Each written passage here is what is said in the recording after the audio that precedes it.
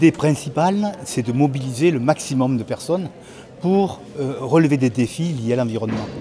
Et en quelque sorte, c'est la stratégie du colibri.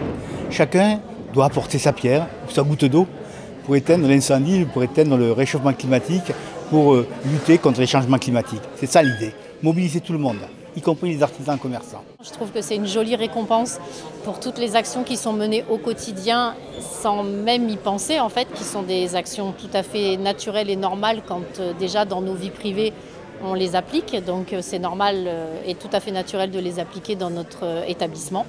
Donc je ne m'attendais pas à voir le label or. Voilà, j'ai participé à cet éco-défi parce que je trouvais que c'était bien pour les habitants de mon village de savoir que là où ils consomment leur pizza, on fait attention à eux, mais on fait attention aussi à l'environnement et à ce qui les entoure. Moi, ça m'a permis, dans mon quotidien, de savoir si j'avais les bonnes méthodes et si j'étais dans une bonne moyenne d'écologie, quoi, en fait, et de pas trop faire de bêtises et de pas non plus être trop restrictif, d'avoir une bonne chose, un bon comportement de citoyen, quoi. Je suis assez content d'avoir reçu cette médaille argent. J'ai attaqué il y a quelques temps donc, certaines actions, donc la coloration végétale, les produits naturels. Alors, maintenant on fait l'emballage que l'on recycle tout le temps. On va passer aux cheveux et je trouvais l'idée super sympa. Et le fait d'avoir été médaille d'argent, je trouve que c'est super sympa, oui. Une belle récompense. Et on va essayer d'aller un peu plus loin l'année prochaine. Il y a une quarantaine de défis qu'ils pouvaient relever et ils sont notés en fonction de ces défis qu'ils auront relevés. Ça concerne l'eau, l'énergie, les déchets, les transitions durables, voilà. Notre premier défi, c'était le recyclage des emballages. Donc, trop de cartons au sein de mon entreprise qui étaient jetés. Donc, en collaboration avec d'autres entreprises locales, il y a un circuit court qui a été mis en place. Les entreprises locales viennent récupérer la totalité de mes cartons et décalages, ce qui permet que moi, je ne les jette pas et qu'eux ne les achètent pas. La plus emblématique, c'est le fait qu'on produise des éléments en bois, des meubles en bois, des moulins sur meule de pierre. Et qu'en produisant ces moulins sur meule de pierre, on génère des copeaux de bois. Ces copeaux, on les réutilise dans une chaudière biomasse qui sert à chauffer tout le bâtiment. Donc toutes les activités qui sont dans le tiers-lieu bénéficient de cette chaudière. Et quand on investit dans une chaudière, on l'investit pour l'ensemble des artisans.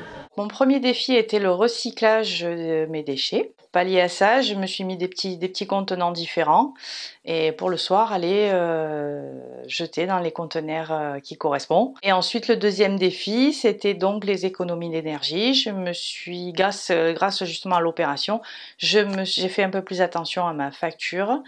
Et du coup, j'ai vu que je pouvais faire des choses et donc je m'intéresse de plus près à tout ce qui est économie d'énergie, donc voir pourquoi pas l'énergie verte, etc.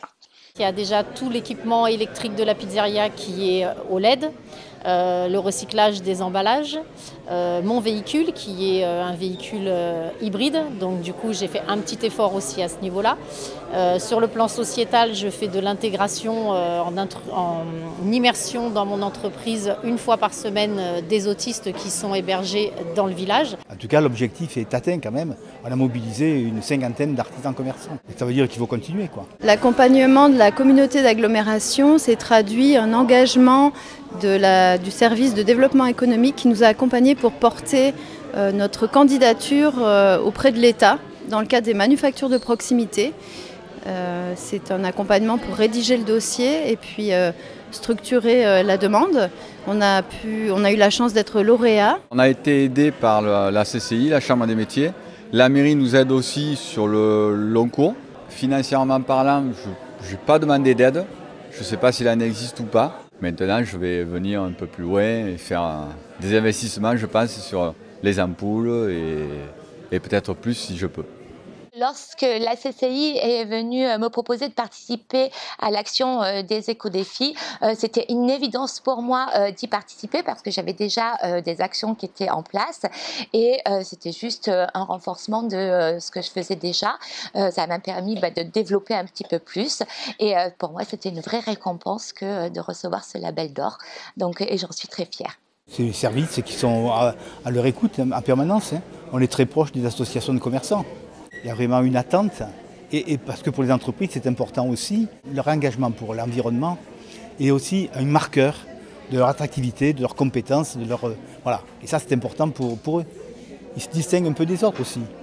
Donc tout ce qui peut enrichir leur image est une bonne chose. Surtout quand cette image, elle est réaliste, elle est réalisée, quoi.